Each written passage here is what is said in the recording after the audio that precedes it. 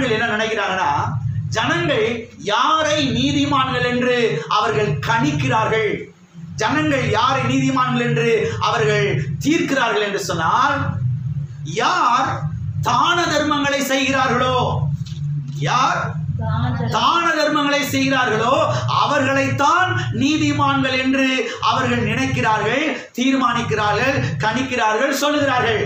அந்த பாருங்கயா, அவரு தான தர்மம் நல்லா பண்ணுவாரியா, அவர் நீதிமான்கையா, அவரே நீதிமான்கையா என்று அவர்கள் சொல்லுகிறார்கள். அவர் பாருங்க பெரிய நீதிமான்க. ஏன் அவர் பெரிய பெரிய நீதிமான்னா, அவர் வருஷ வருஷம் பண்டிகைக்கு எல்லாருக்கும் வேஸ்ட் எடுத்து கொடுத்துருவாரு, வருஷ வருஷம் பண்டிகைக்கு சேலை சட்டை எடுத்து கொடுத்துருவாரு, ஏழைகளுக்கு நிறைய உதவி செய்வாரு. அதனால அவர் யாரு? நீதிமான் என்று சொல்லுகிறார்கள். அந்த பாருங்கயா, அவர் நீதிமான். ஏன்னா அவர் ஆடி அமாவாசைக்கு கூழு காய்ச்சி ஊத்துவாரு, ஆடி அமாவாசைக்கு கூழு காய்ச்சி ஊத்துவாரு, கஞ்சி ஊத்துவாரு, பிரியாணி எல்லாம் செஞ்சு கொடுப்பாரு. அதனால அவர் யாரு? நீதிமான். அப்படி என்று இந்த உலகம் நினைக்கிறது, உலகம் கணிக்கிறது. இந்த இருக்காரு பாருங்க, இவரு வருஷம் வருஷம் 10 பிள்ளைகளை ஸ்கூல்ல சேர்த்து விட்டு படிக்க வைக்கிறாரு, ஸ்கூல் ஃபீஸ் எல்லாம் கட்டுறாரு, காலேஜ் ஃபீஸ் எல்லாம் கட்டுறாரு. அதனால இவர் நல்ல நீதிமான்ங்க, இவரு நல்ல நீதிமான்ங்க.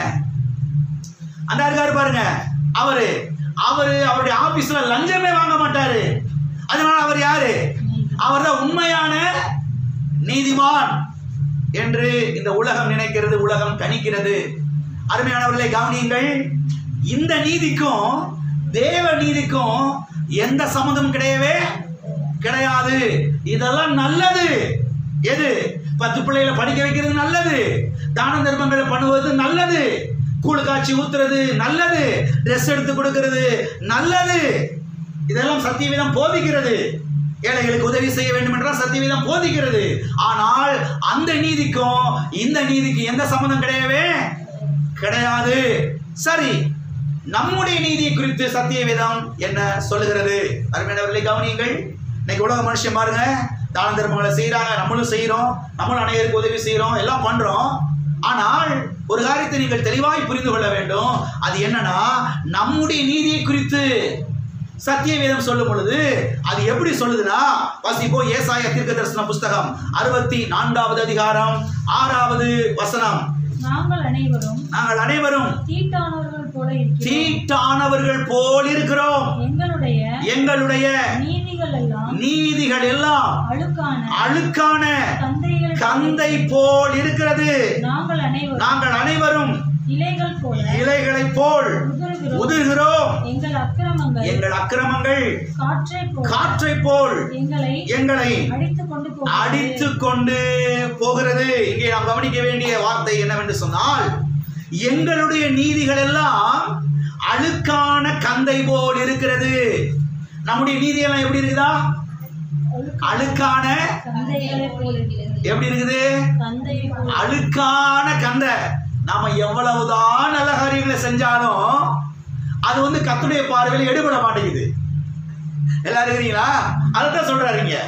நம்ம என்னதான் அதை இதையும் பண்ணோம்னாலும், 10 பேருக்கு நல்லது செஞ்சாலும், 10 பேருக்கு கூழு காய்ச்சி ஊத்துனாலும், அதை பண்ணாலும் இதை பண்ணாலும், என்ன பண்ணினாலும் இந்த நீதியை வச்சுக்கிட்டு எங்க வர முடியல.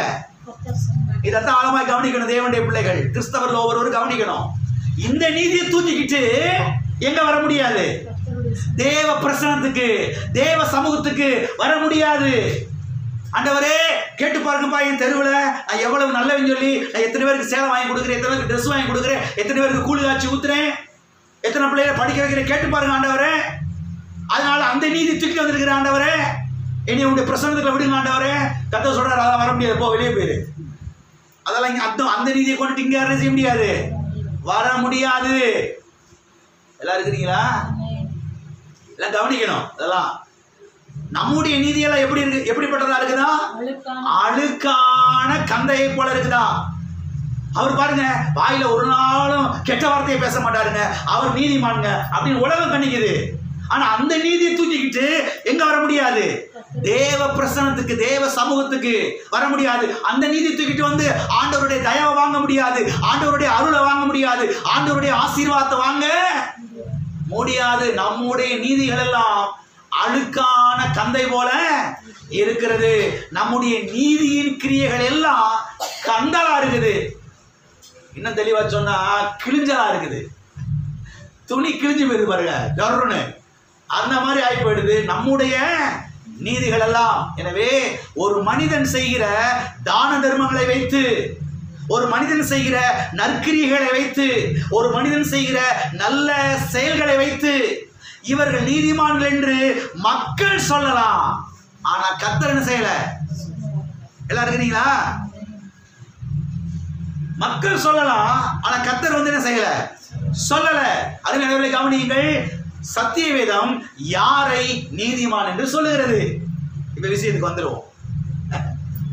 அப்ப யாரைத்தான் சத்திய வேதம் நீதிமான் என்று சொல்லுகிறது என்று சத்திய வேதத்தை அலசி ஆராய்ந்து பார்க்கும் பொழுது சத்திய வேதம் நமக்கு நன்றாய் இதற்கு பதிலை சொல்லுகிறது.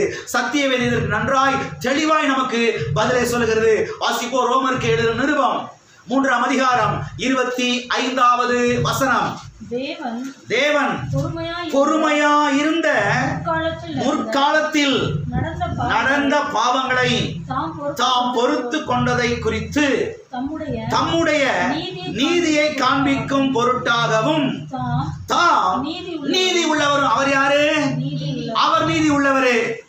இப்ப அவரை போலவே ஒரு நீதி அவர் எதிர்பார்க்கிறாரு. அதனால நம்முடைய நீதியெல்லாம் எடுத்துக்கிட்டு அவருடைய சமூகத்துக்கு என்ன செய்ய முடியல? வர முடியல, போக முடியல.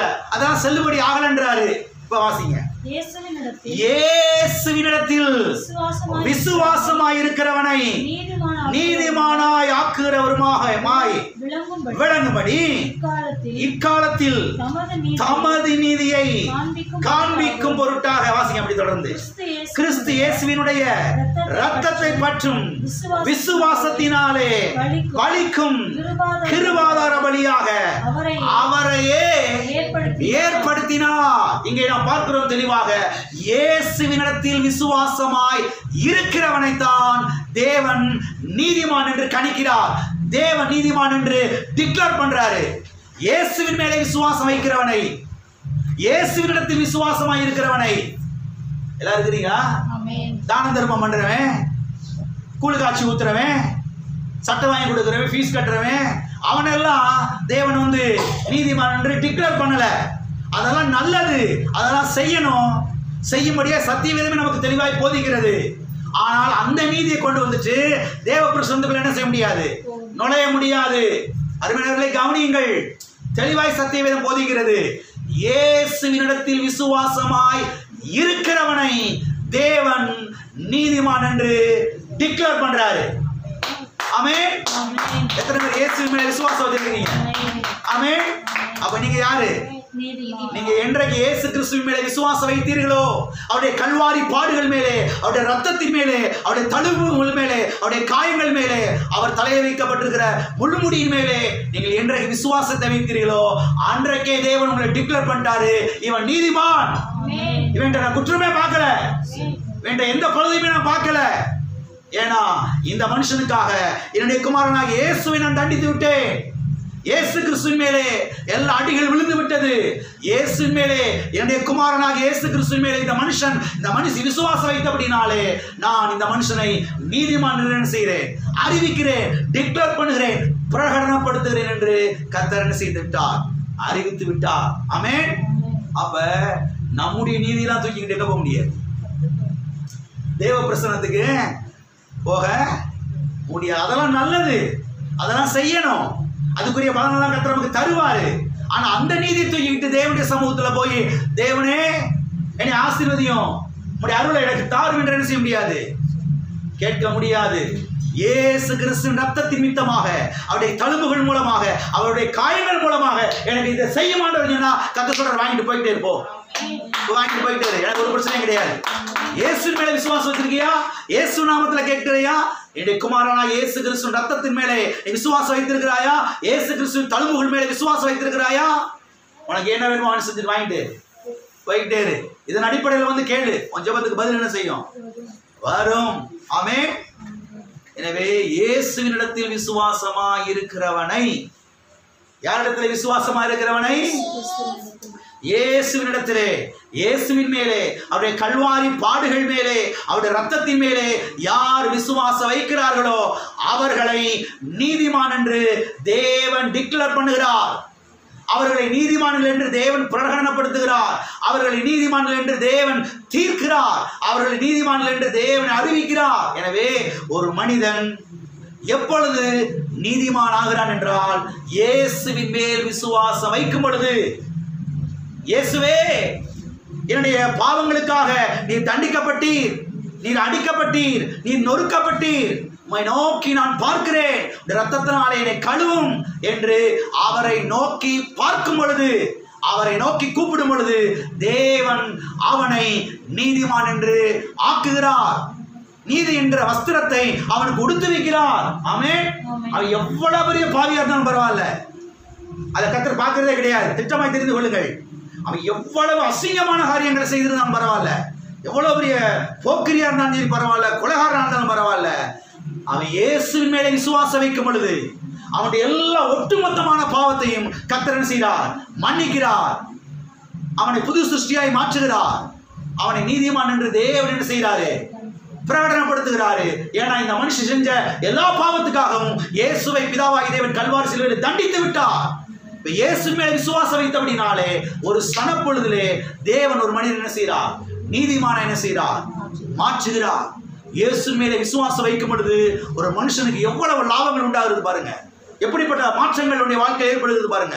ஏன்னா மோசமான கொலைகாரையா, மோசமான பாவி பாயா, மோசமான அசிங்கமான காரியங்களை செஞ்சிருக்கிறேன், அதெல்லாம் கர்த்தர் பார்க்கிறதே கிடையாது. இயேசுவினிடத்தில் விசுவாசம் வைக்கும் பொழுது, இயேசுடைய ரத்தத்தின் மேலே விசுவாசம் வைக்கும் பொழுது அந்த ரத்த புண்ணியத்தின் நிமித்தமாக கர்த்தர் அவனை என்ன செய்கிறாரு? நீதிமானாய் மாற்றுகிறார். அவருடைய நாமம் யெகோவா ஷிக்கேனோ, நமது நீதியாய் இருக்கிற கர்த்தர். அவருடைய நாமம் நமது நீதியாய் இருக்கிற கர்த்தர். ஆமென். எல்லாரும் இருக்கிறீங்களா? எனவே இயேசுவின் மேலே விசுவாசம் வைக்கும் பொழுது நீதி என்கிற வஸ்திரத்தை என்ன செய்கிறார்? அவனுக்கு கர்த்தர் உடுத்தி வைக்கிறார். இது முற்றிலும் இலவசம். இது நம்முடைய பலன் கிடையாது, இது நம்முடைய திராணி கிடையாது, நம்முடைய திறமை கிடையாது, இது நம்முடைய செயல் கிடையாது, இது முற்றிலும் தேவனுடைய அற்புத செயல். எனவே தான தர்மங்கள் பண்ணுவது நல்லது, கூழ்காட்சி ஊத்துவது நல்லது, பிரியாணி போடுவது நல்லது, நற்கிரியைகளை செய்வது நல்லது. ஆனால் இந்த கிரியைகளை வைத்து தேவனுடைய பிரசனத்துக்கு வர முடியாது. ஆண்டவரே, நான் இப்படிப்பட்ட காரியங்கள்லாம் செஞ்சிருக்கிறேன்பா, இனி நீதிமான் சொல்லிருங்க ஆண்டவரே, அதெல்லாம் சொல்லவே மாட்டாரு, சொல்லவே மாட்டாரு. இயேசுவினுடைய செயல்கள் மேலே விசுவாசம் வைத்தால்தான் பாருங்க தேவன் அவனை நீதிமான் என்று என்ன செய்கிறாரு? அறிவிக்கிறார். இயேசுவின் மேலே விசுவாசம் வைக்கும் பொழுது அவன் தைரியமாக தேவ பிரசன்னத்துக்கு வரலாம். எல்லாரும் இருக்கிறீங்களா? எந்த பயம் இல்லாம, எந்த தாழ்வின் மனப்பான்மை இல்லாமல், எந்த ஒரு குற்ற உணர்வு இல்லாமல் அவன் தைரியமா தேவ சமூகத்துக்கு வரலாம், வந்து ஜெபிக்கலாம், ஜெபித்து பதிலை பெற்றுக் கொள்ளலாம். ஆமென். தைரியமா வரலாம், தைரியமா வந்து ஜெபித்து என்ன செய்யலாம்? பதிலை பெற்றுக்கொள்ளலாம். எல்லாரும் இருக்கிறீங்களா?